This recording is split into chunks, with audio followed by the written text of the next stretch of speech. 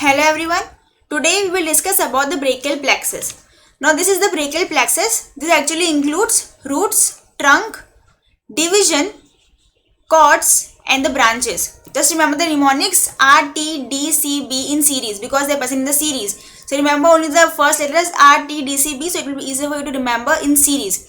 Root, trunk, division, cords and branches. Now first of all the roots. Now they are mainly constituted by the anterior primary rami of the spinal nerves from C5 to T1. That means C5, C6, C7, C10, T1.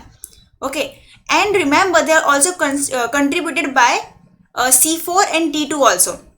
Okay. Now but the origin of the plexus may shift by one segment upward or downward. That if the plexus is prefixed, that means it includes contribution of the C4 as well. Okay, in a large amount, but the T2 is absent. Okay, but if the plexus is post flick, that means it will be having contribution of mainly T1, lesser of the T2, and the C4 is mainly absent. So it may be prefixed or post fixed also.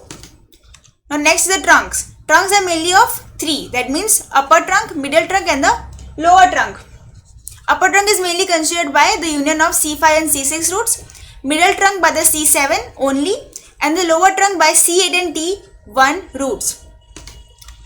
Now the next is division. Division mainly includes the dorsal and the ventral division of the trunk. Over here as you can see these are the trunks and they will divide into ventral and dorsal division. So these are the ventral and dorsal division of the trunks of all the three trunks.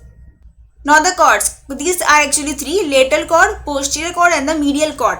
Now these cords are actually formed by the union of the divisions. Now as you can see the lateral cord is mainly formed by the union of the ventral division of upper and the middle trunk, while the medial cord is formed by the only ventral division of the lower trunk, while the posterior cord is formed by the union of the dorsal division of all the three trunks, upper, middle and lower. Now the branches. Now these roots, trunk and the cords are actually having their particular branches. They are actually arising from them. So first of all the roots. Roots have mainly 3 to 4 branches as you can see. First of all, this is a very important branch known as the nerve to satis anterior, or we can say long thoracic nerve. This is the long thoracic nerve.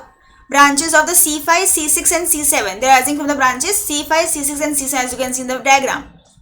So nerve to satis anterior, C5, C6 and C7. Also known as the long thoracic nerve. This one. Now next is the nerve to rhomboides or the dorsal scapular nerve. This is the dorsal scapular nerve arising only from the C5th root, dorsal scapular nerve or the nerve to rhomboides muscle. Now, the branches to the longus colli muscle and the scalene muscle are actually arising from the C5 to C8 roots. Remember, branches to longus colli muscle and all the scalene muscle, means scalene anterior, medial and the posterior are arising from the C5 to T8 roots. And the branch to the phrenic nerve arises from the prefixed one, that means the C4. Okay, nerve to phrenic or the branch to phrenic nerve, that is the C4, arises from the C4.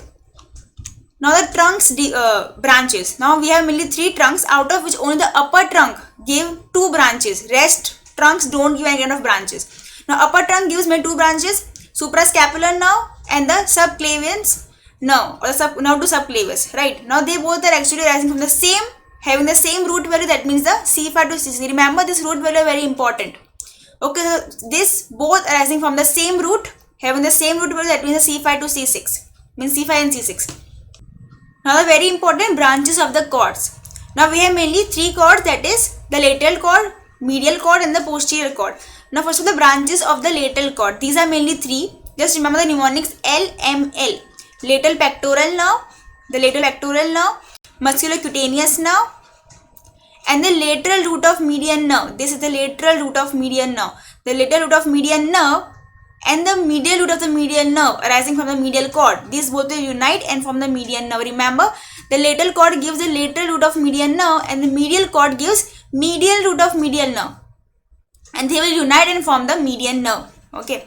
Now, remember all 3 branches of the cord arising from the same root, means they have the same root value, that is C5 to C7.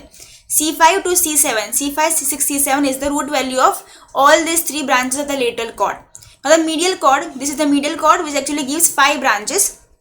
Remember 4MU, 4MU mnemonics. That means 4 M's and 1 U.